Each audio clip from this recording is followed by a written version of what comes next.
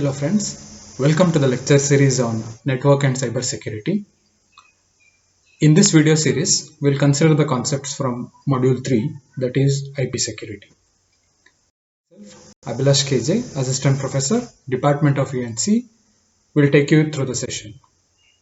So till now we have considered security in terms of a specific applications, such as for electronic mail we considered secure multiple extensions, that is SMIME. Then we considered pretty good privacy, that is PGP.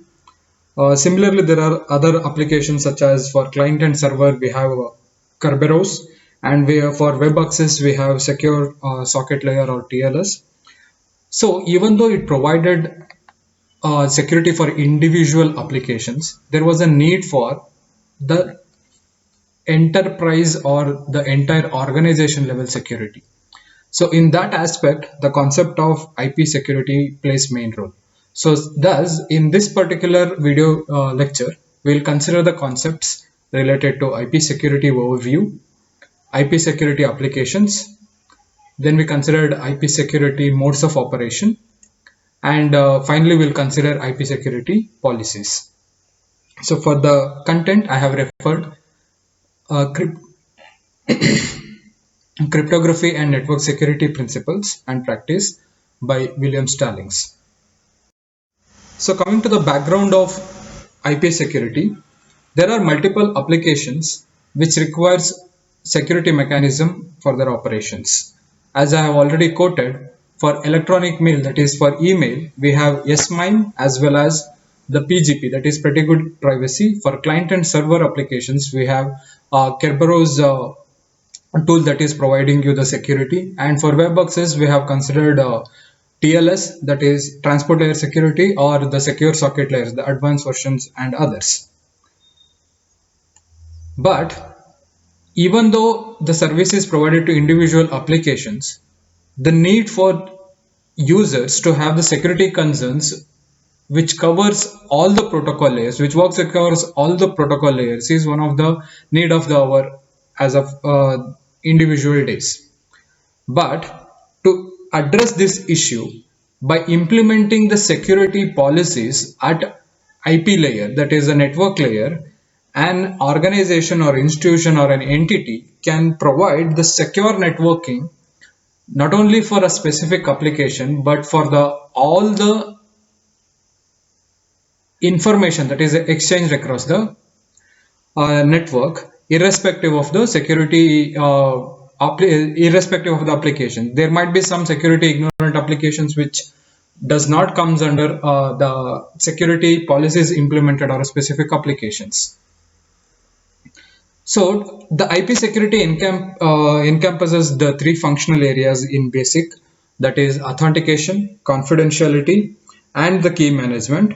So authentication mechanisms ensures that the received packet was transmitted by an identified authentic user as a source of the packet in the header of the packet, and it also ensures that the packet is not being altered at any part of the transit.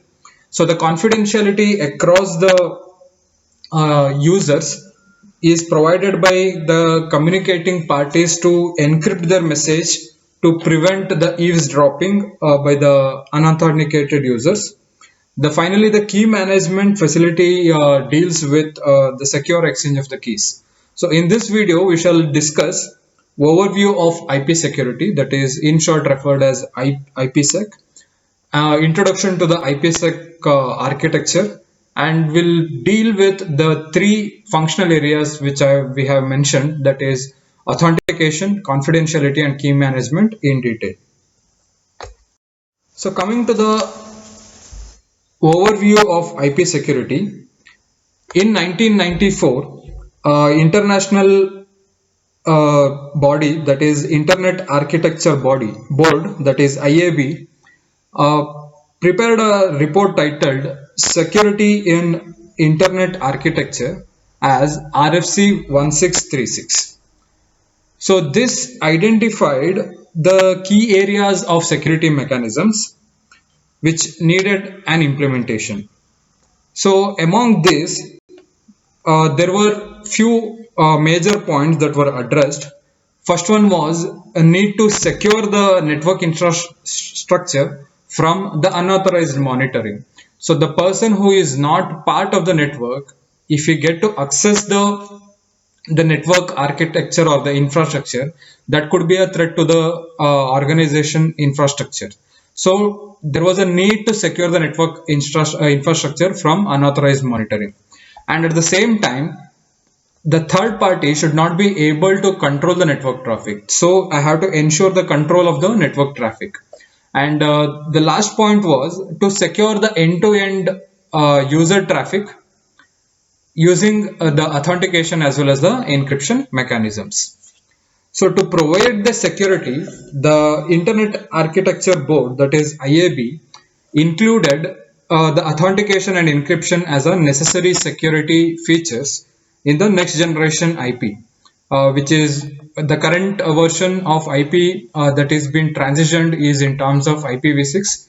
Earlier and major of our network currently are making use of IPv4 as the internet protocol that is being implemented. So IAB has included this authentication and encryption as a necessary security features in the next generation IP, that is IPv6. And these security capabilities are designed such that it is functional along with IPv4, the future IPv6 also. So that means the vendors or the manufacturers can begin offering these particular features currently. That means it is adaptable both by the IPv4 as well as the IPv6. And many vendors now do have some IPsec capabilities in their products. Majority of the network devices comes with the IPsec capability within them. And the IP specification is now is a set of internet standard. It has become a standard. Security is one of the prime factor that is considered in the IP itself. That is why IPsec specification is part of internet standards now.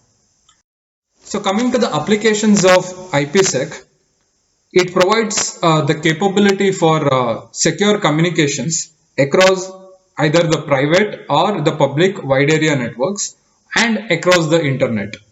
So examples of them includes it secures the branch office connectivity over the internet. That means the company can build several virtual private network over the internet or the public wide area network, which will enable the business to rely heavily on the internet and reduce the need for the private network. So thereby the network management overhead and the saving, it also saves the cost of maintaining the entire network. So once the private networks, virtual private networks has been created, those virtual private networks are directly connected to the internet.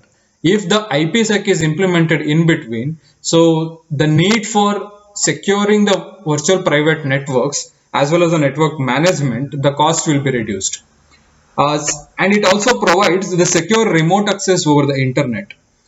And for example, an end user whose system is equipped with IPsec can make local call to the service provider, that is ISP, and gain the secure access to the company network. So thereby it reduces the cost of the charges for the traveling employees as well as the commuters. For example, if an user is sitting somewhere in the place and he want to have the access to his organizational network, in that particular case he can directly call up the internet service provider to gain the access in terms of the secure access to the company networks. So thereby the charge of commuting from one place to another place, if he is in the remote place, that could be reduced. And third one is establishing the extranet and the intranet connectivity with the partners. So IPsec could be used to provide the secure communication with other organizations also, thereby ensuring the authentication and confidentiality. And also it can provide the key exchange mechanism, as the goals of IPsec includes authentication, confidentiality, and key management issues. So now it is not only within the organization it can provide the security, it can provide the extended security to the connection to the communication to the other organizations also. And it secures the electronic commerce security. It enhances the electronic commerce security. So even though many of the web applications as well as the electronic commerce applications have their own inbuilt security protocols, the use of IPsec enhances that particular security protocols that is incorporated. So it also guarantees the all traffics from the network administrator is encrypted as well as the authenticated.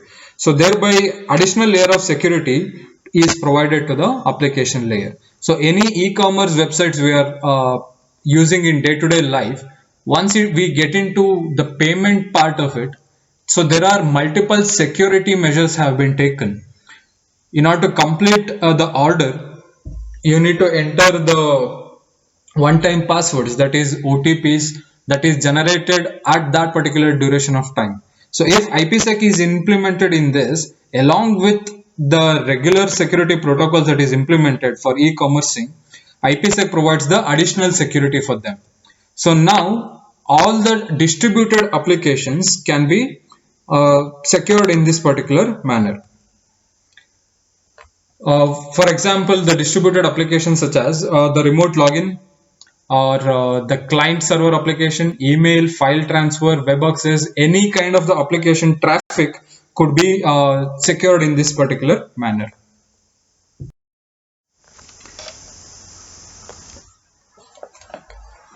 So now we'll consider the IPsec scenario, how exactly it is implemented.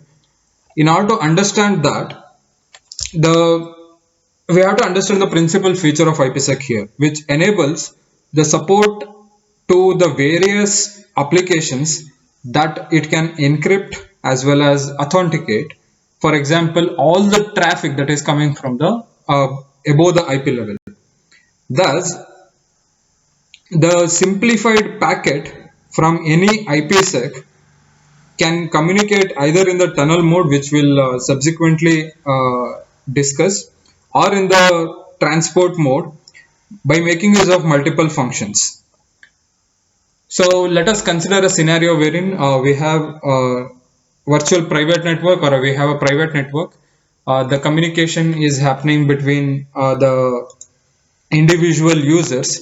So this is one user we have, it is connected to the server through the switch. So Ethernet switch is a local area connecting device which is enabling the communication between the multiple devices inside the network.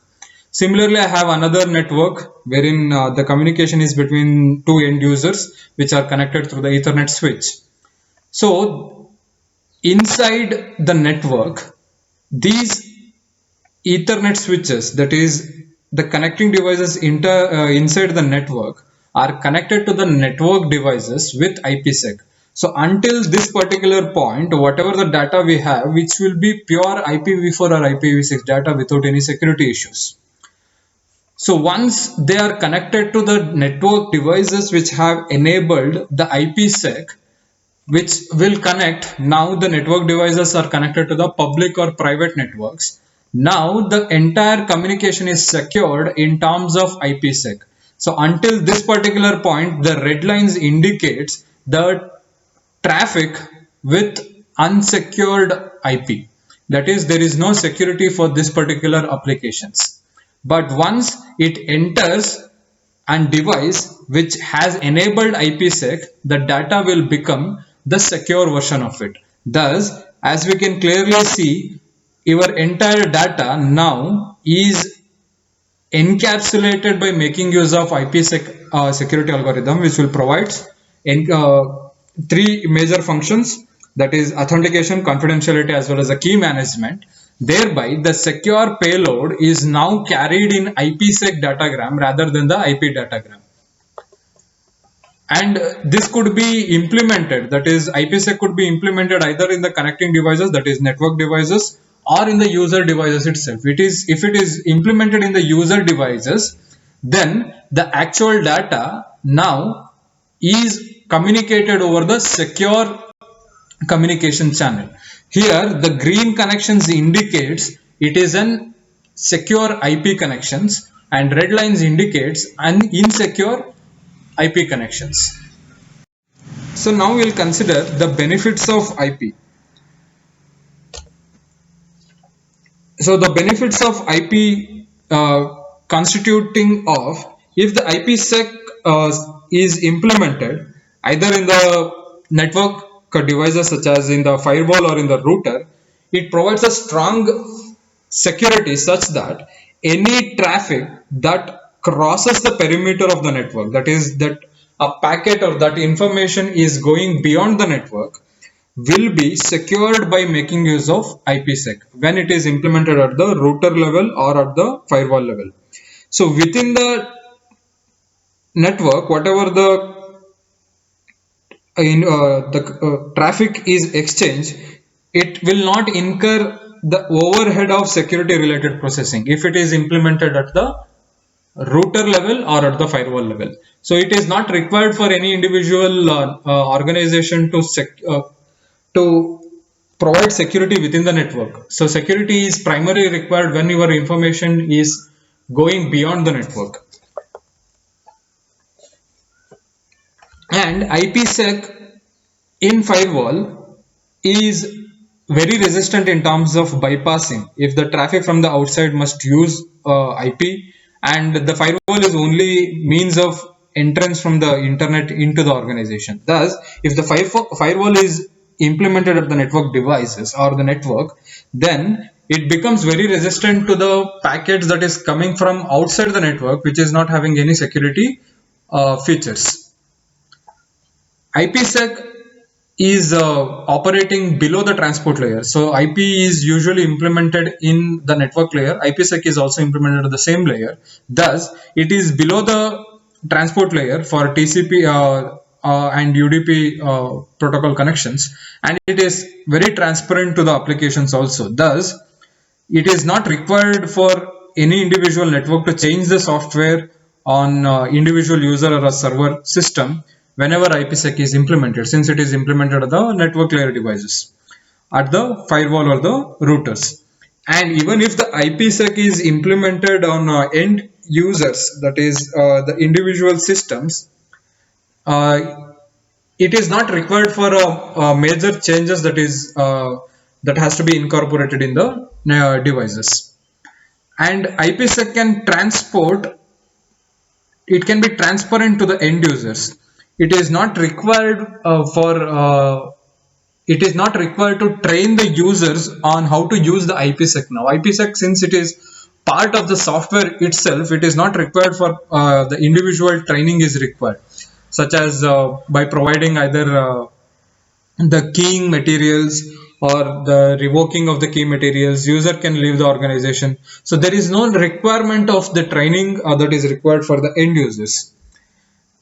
And IPsec can provide the security for individual users if it is required. This is usually useful when the organization uh, has the feature of offsite workers, the famous concept such as the work from home. And in that particular scenario, it can provide the individual IPsec features for the users if it is required. And was setting up the virtual private networks within the organization for sensitive applications. So inside the network itself, if the virtual private network is created, in that particular cases also IPsec finds its benefits. Next, we'll consider the routing applications. As we have already stated, the IPsec providers plays a vital role in the since it is implemented or designed at networking layer, it finds impact role in the routing architecture as it is required for internetworking. It can assure the following examples from the document, that is HUIT 98. which will assure the advertisement. That is, if a new router advertises its presence comes from an authorized user, if IPsec is implemented. And the neighbor advertisement, if it is in the case when the router seeks to establish or maintain the neighbor relationship with a router in the another routing domain, which comes from an authorized user. So all these connections now, the advertisement as well as the neighbor advertisements, if the IPsec is implemented, it will assure it is from the authorized routers. A redirect message that is coming from a router to which initial packet was sent. If the packet has to be redirected, in that particular case also it is done through the authorized router. And finally, the routing update cannot be forced. Since we have implemented authentication as well as the confidentiality features here, it is very difficult or it is impossible to forge the routing update regarding the how exactly the routes has been changed in the network. So coming to the IPsec documents, it encompasses the three functional areas as we have clearly mentioned. One is authentication, confidentiality, and key management. So this total IPsec specification is very complex, and it is very difficult to understand all this IATF, that is Internet Task Force specifications.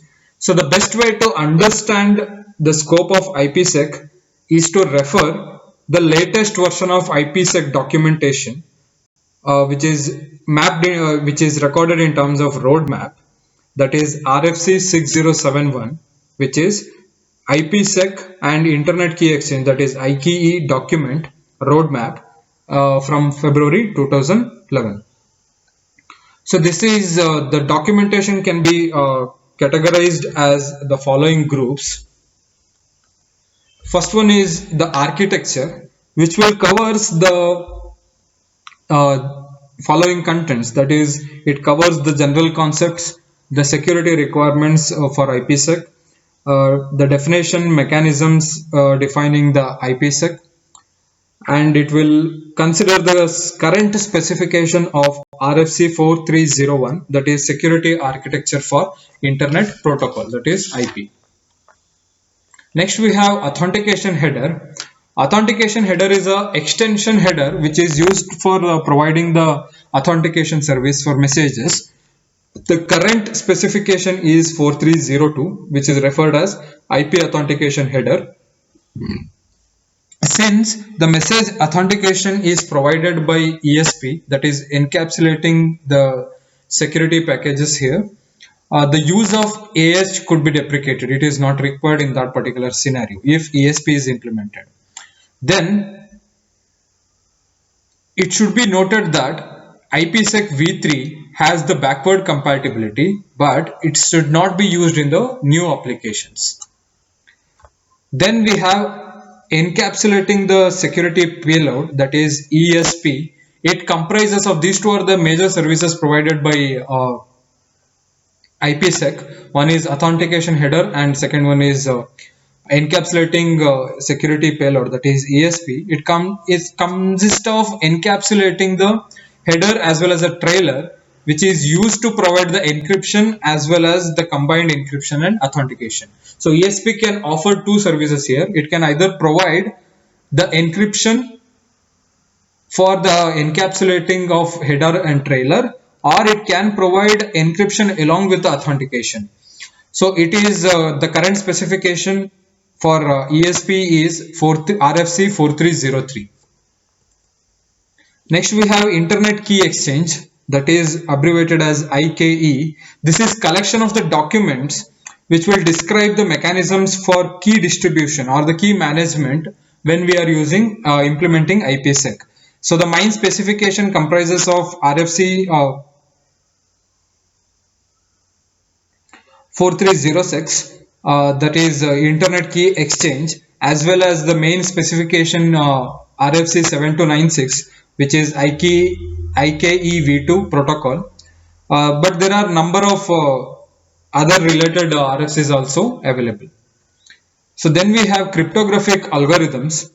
So this category encompasses consists of a large set of documents that will define as well as explain the cryptographic algorithms that is used for either encryption, the message authentication, or the pseudo-random functions for generation of the encryption scenarios, as well as the cryptographic key exchanges.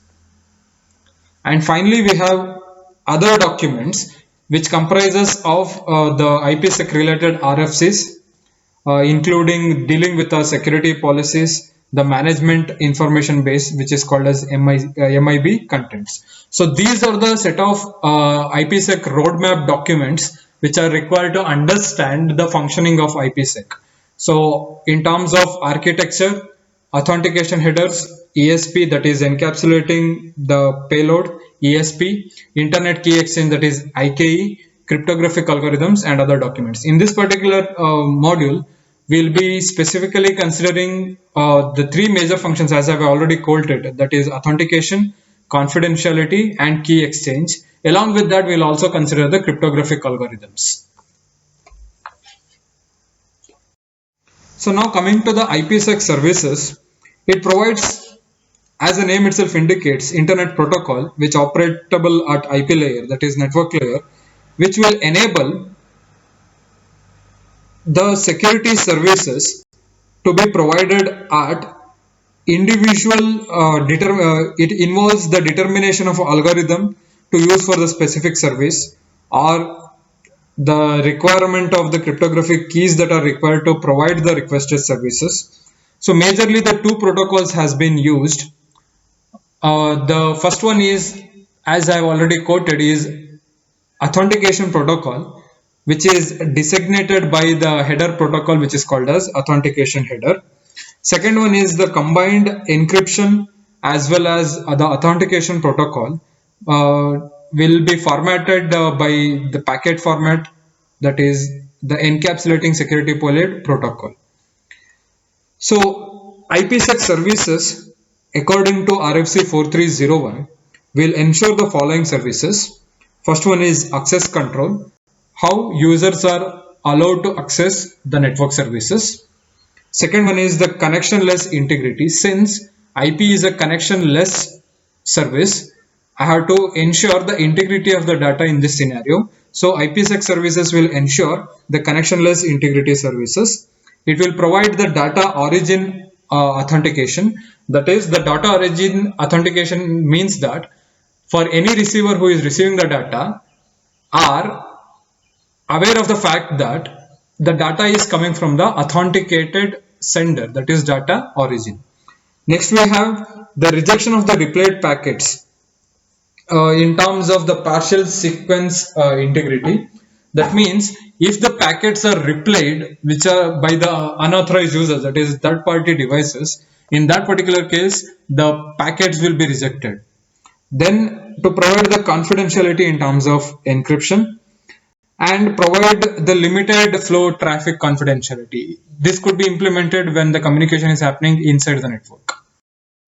So coming to the next parameter, one of the important concept which we have to understand is transport as well as the transport tunnel mode, the two modes in which IPsec implementation is done. Both the authentication header, that is AH, as well as encapsulating security payload, that is ESP, supports the two modes of operation. One is the transport mode, another one is the tunnel mode.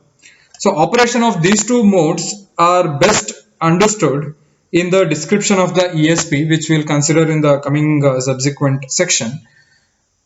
Considering the transport mode, it provides the protection primarily for the upper layer protocols, for example an TCP or UDP segment or an ICMP packet, whereas the tunnel mode provides protection to the entire IP packet. So when we use the term transport mode here, it clearly means the data comprises of header and trailer, the control segment part, as well as the actual data segments. So the transport mode provides the security or the protection only to the actual data segment from the higher layers, here the TCP and UDP segment or the ICMP packet. So but the tunnel mode ensures this protection is provided to the entire IP packet comprising of both header, trailer as well as the data segment. Next, the transport mode is typically used for end-to-end communication between the host. So that is when it is implemented for an user A to user B, that is specific user communication, the transport mode is used. But the tunnel mode is used when both the ends of the security association are in a security gateway. That means two end networks are already having association and the communication is happening through the secured gateway. Third, the transport mode, ESP. In the transport mode, it encrypts and optionally authenticates the IP payload but not the header. As I have clearly mentioned, it is providing the protection primarily for the payload only, that is IP payload only. It is optionally authenticating the IP payload, but it is not considering the IP header. Whereas the tunnel mode, all the hosts in the network behind the firewall may engage in a secure communication without implementing the IPsec in this scenario. Since it is implemented at the firewall, so tunnel mode provides the security for the entire data packet. Because of that, inside the network also, the host can communicate without the implementation of IPsec. And in the transport mode, that is authentication header, authenticates the IP payload only and the selected portions of the IP header. So when AH is implemented, it authenticates the entire IP payload and the selected portions of the IP header. In tunnel mode, the ESP tunnel mode encrypts and optionally authenticates the entire inner IP packet, including the IP header. And finally, in the AH mode, AH in the tunnel mode authenticates the entire inner IP and selected portions of the outer IP header. So the major difference between the operational principle of transport mode and tunnel mode is dependent on what amount of data has been protected. So in transport mode, it is the data segment and the portions of the headers and trailers. But in the tunnel mode, it is entire data comprising of the packet from the upper application, upper layers, as well as a trailer and header will be entirely protected. So next we shall consider the functionality of tunnel mode as well as the transport mode. So when AH is implemented, that is authentication header is implemented, in the transport mode, it authenticates only the IP payload and the selected portions of IP header and the IPv6 extension headers if IPv6 is used. And in tunnel mode, it authenticates the entire inner IP packet, that is inner header as well as the IP packet, plus the selected portions of outer IP header as well as the IPv6 extension headers. So in ESP mode, it encrypts the IP payload and any IPv6 extension header following the ESP header. So in tunnel mode, it encrypts the entire inner IP packet. And if ESP is implemented along with the authentication, in that particular case, it encrypts the IP payload and the IPv6 header following the ESP header and authenticates the IP payload but not the IP header. And in the tunnel mode, it encrypts the entire inner IP packet and it authenticates the entire inner IP packet. Coming to IP security policy, it is the fundamental operation of IPsec. To understand it, first one have to go through the concept of security policy that is applied for individual IP packet that transits from source to the destination. So the IPsec policy is understood basically by interaction of two databases. One is the Security Association Database SAD and the Security Policy Database, that is SPD. So in this particular section, we'll consider these two databases and then we'll consider the IPsec operations.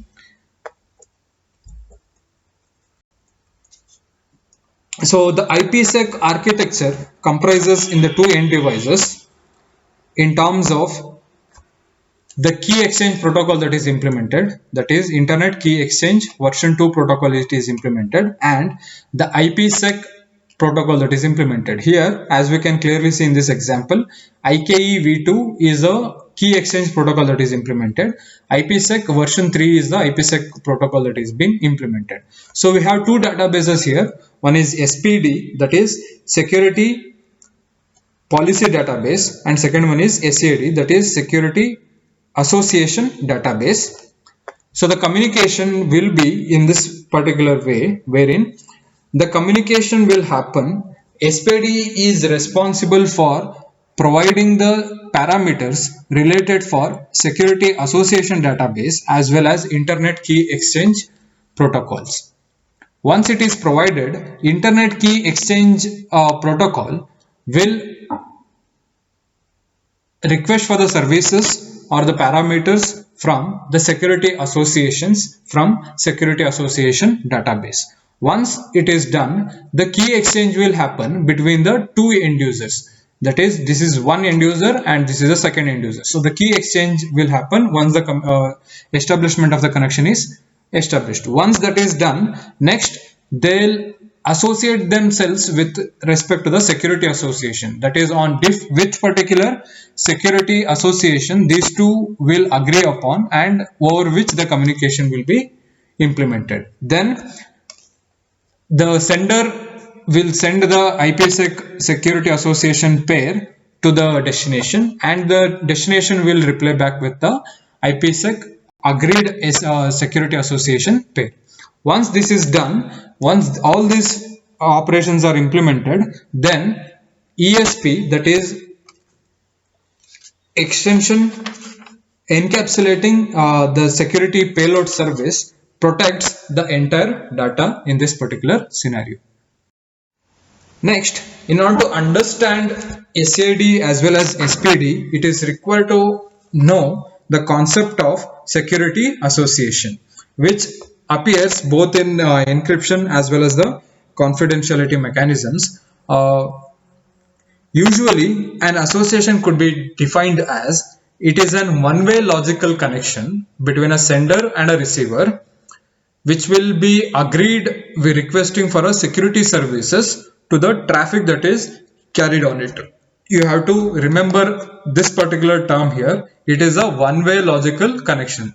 So, as we have clearly discussed in the previous slide, where the security association pair was exchanged between sender to user, the arrow mark was unidirectional, that is from sender to user, that is one security association, and the second one is from destination to the sender, so that is a second security association that has to be established.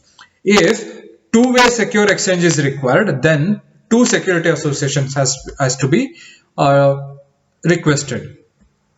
And a security association is uniquely defined by the three parameters. First one is the security parameter index, that is SPI, which is generally a 32-bit unsigned integer associated with an security association, which will be having local significance only. That is, it is functional inside an entity. The SPI is carried both in the authentication header as well as encapsulating security payload headers to enable the receiving system to select the SA, that is security association, under which the received packet will be processed. So once the packet is sent, it has to have a SPI security association with it, and that security association has SPI. That SPI will ensure in order to process that particular packet, which SA has to be used. Second, we have IP destination address. This is the field from the outer IP. This is the address of the destination endpoint of the SA. So since we have considered here, we have two headers. One is actual IP header and second one is IPsec header. IPsec header will be having a destination address of the end user of a security association. So which may be either end user or it can be a network system such as a firewall or the router. And the last one is security protocol identifier, which is the field from the outer IP header, which will indicate whether the association is done in an AH, that is authentication header service, or the Encapsulating Security Payload Security Association. Now, let us consider the IPsec Association Security Association database, that is SAD. For each IPsec implementation, there is a specific security association database will be required, which will define the parameters associated with each individual security association. So security association is normally defined in terms of SAD entry. So the first entry is nothing but the security parameter index. As I have clearly mentioned, it is a 32-bit unsigned integer which is selected by the receiving end of an SA to uniquely identifying that particular security association. If an user has security association with 5 entities, all the 5 entities will be having different security associations. So SPI will be having an information regarding which particular SA is used for which connection. And in an SAD entry for outbound SA, that is for outward communication, the SPI is used to construct the packet in AH as well as the ESP header. And in the SAD entry for inbound SA, that is incoming SA, the SPI is used to map the traffic to the appropriate SA. So once the packet is going outside, then SPI is used to construct the packet for AH as well as the ESP header. Once the packet is incoming, in that particular case, SPI is used to map the incoming traffic to the specific appropriate SA. Second one is sequence number counter. It is 32-bit value which is used to generate the sequence number field in authentication header as well as the ESP header. Next we have sequence counter overflow. This is a flag used to identify the overflow of the sequence number counter, which will create an auditable event and prevent the further transmission of the packets in the particular SA. Next we have anti-replay window. It is an authentication algorithms key. It is used to determine whether the inbound AH or ESP packet is a replay. So when the packet is incoming, whether it is an actual packet or a replay packet, it is used to identify it by a parameter referred as anti-replay window. Then we have AH information, which will be having the factors related to the information related to authentication algorithm, keys and lifetime of the keys, and other parameters related to AH, that is authentication header. Next we have ESP information, which will have information related to the encryption and authentication algorithms, keys, initialization vectors, that is IVs, lifetime of the keys and other parameters used with ESP. Then we have the lifetime of the security association. So each individual security association that is created will be having predefined amount of lifetime. So this is usually stored in terms of the time interval or a byte count after the SA has been created.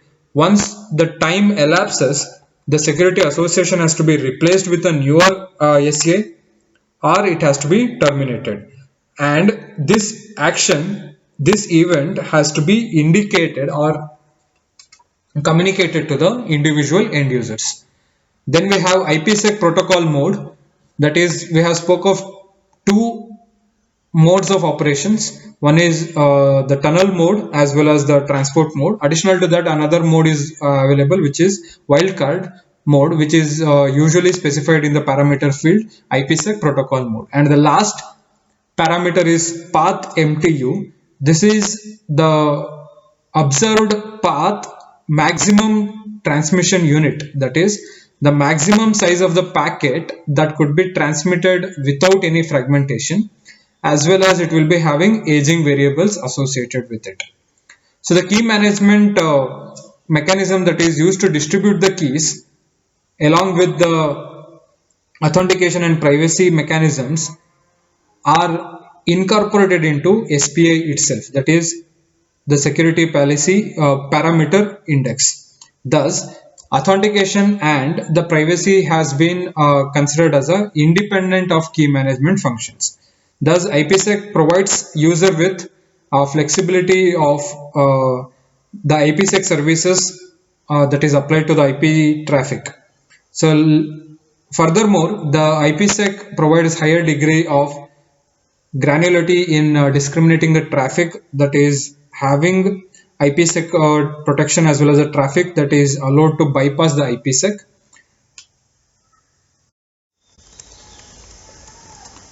That is, it compares the value with appropriate fields in the packet such that against the SPD to find the matching SPD entry, thereby it will point to 1, 0 or more than more SAs, that is security associations. It will determine which SA, if in case the packet and its associated SPI, it is required to whether it is required to find out to perform the IPsec processing. That is, if I have AH and ESP enabled, then I have to go for IPsec. If these two functions are not enabled, then it is clearly indication that IPsec is not enabled. So coming to SPD entries, the first entry is remote IP address. This could be either an single IP address or the list or range of IP address or the wildcard or the mask addresses in which it is required when the communication has to be done when more than one destination system is sharing the same SA. If the IPsec is implemented at the firewall, then entire organization is connected to one firewall. Then I have only one SA that is mapping all these end users. In that particular case, the second option, that is enumerated list or the range of addresses or the wildcard addresses, are used. Second, the local IP address. So this is once again could be an individual IP address or the list or range of addresses or the mask addresses. It is usually implemented when one source system is sharing the same SA. Once again, this is local IP address inside an firewall. If there are multiple networks, in that particular scenario, the local IP address is used. Then we have next layer protocol. So the IPv4 IP header, that is either IPv4, IPv6 or IPv6 extension, includes a field which is called as on which particular protocol it is operating over the IP. So this could be an individual protocol, that could be any, that could be IPv6 only, or that could be APOC. In this case, if AH or ESP is used, then IP protocol header immediately precedes the AH or the ESP header in the packet. So inside the packet, the actual IP will be there. After that, there will be either AH header or the ESP header will be included. Next, the name. It is an user identifier from an individual operating system of the user, which is not part of IP or upper layer headers, but it is available if IPsec is running on the same operating system as the users. And the last one is local and remote ports. This is either an individual TCP and UDP port values or the list of ports or the wildcard ports it is implemented. So when it is used as end to end, then individual TCP UDP port values will be there. When it is implemented in the firewall ranges, in that particular case, the enumerated list of ports will be there or a wildcard port will be there. So this gives an outcome of how exactly the host SPD will be looking like, entry will be looking like. So this is the upper protocol entry, that is next layer protocol. Here it is giving service to the UDP. So the local IP address is this, operating on a port number 500. So the remote IP here, the star symbol indicates that a local configuration. So this entire table will give you a picture of, or this is the local configuration of two networks. So one corporate network which is having the IP port number of 1.2.3.024, which will be requiring which comprises of a local configuration of the secure LAN known as DMZ. This is the DMZ network on this particular cases, that is identified as 1.2.4.0.20/24. So DMZ is protected both from the outside network also and from the firewalls also. So the host in the example has an IP address of 1.2.3.10 and which is authorized to connect to a server, that is 1.2.4.10.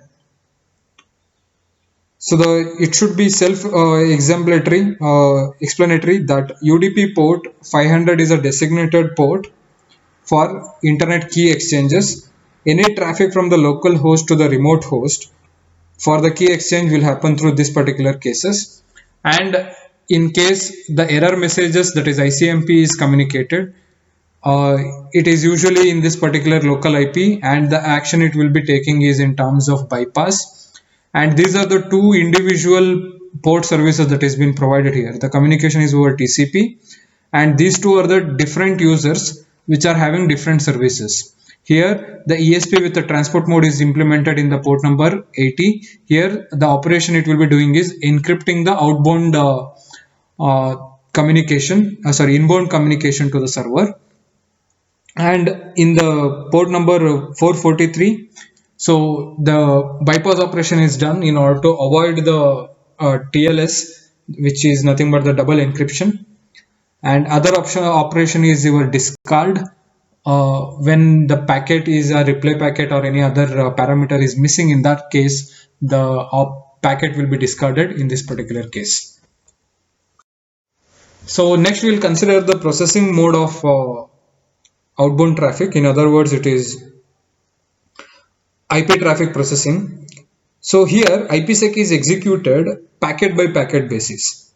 When it is implemented, outbound packet is processed by IPsec logic before the transmission. So here outbound packet is from sender to the destination, and each inbound packet is processed by IPsec logic after reception and before passing the packet to the next higher layer. So outbound operation is when the packet is going outside the network. So IPsec logic is implemented before the transmission. An inbound packet is nothing but the packet is coming from outside the network into the network. In that particular case, the packet will be received first, then the IPsec is implemented to know to which particular higher layer protocol it has to be sent. So we'll consider one by one. So first we'll consider the model for IP bound outbound packets. So we receive a packet from TCP and UDP, TCP or UDP. Then we'll search for the security policy database for its parameter entries. If the IP packet is already having a security association, then it will be having an entry in the form of SPI in the SPD. If the match is found, it will identify the security policy. If the match is not found, it will directly discard the packet. If the determinant policy also does not have any particular policy matching, then it will discard the packet. If the match is found, that is we have determined the policy from the SPD entry, then it will search for the security association database, that is the mapped or associated SAI entry. If the match is found, it will process with respect to either authentication header service or with respect to the encapsulating security payload service. If the match is not found, it will look for the internet key exchange. So once the key exchange has been found out, it will create an security association. Once that is done, the packet will be forwarded. If the determined policy is not discarded, at the same time security association is not also required, in that particular case the bypass operation will After this, the security packet will be forwarded via IP. So this is the logic. This particular block is the IPsec logic that is implemented for outbound packets. Secondly, we have the processing mode for the inbound packets. So inbound packet is from the internet I am receiving. So once it is received, the packet type is identified.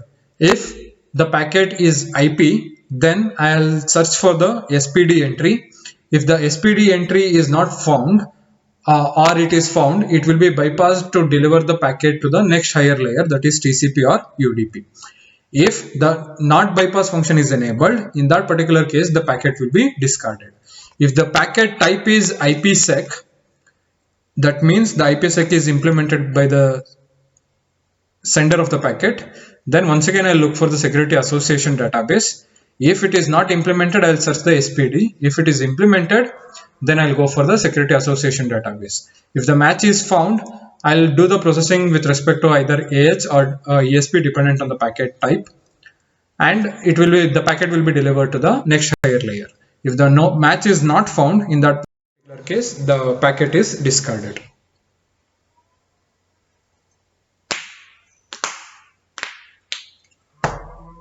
So in this video, we have discussed the concepts from IP security overview. We considered application of IPsec, benefits of IPsec, routing documents, IPsec services, and the transport and tunnel modes. Then we have considered the concepts from IP security policy. We defined security association database, security policy database, and IP traffic processing. So in the coming videos, we'll consider the ESP, that is encapsulating security payload, in detail, and also we'll consider the concept of the cryptographic functions and the combinations of the internet key exchanges in the coming video. Thank you.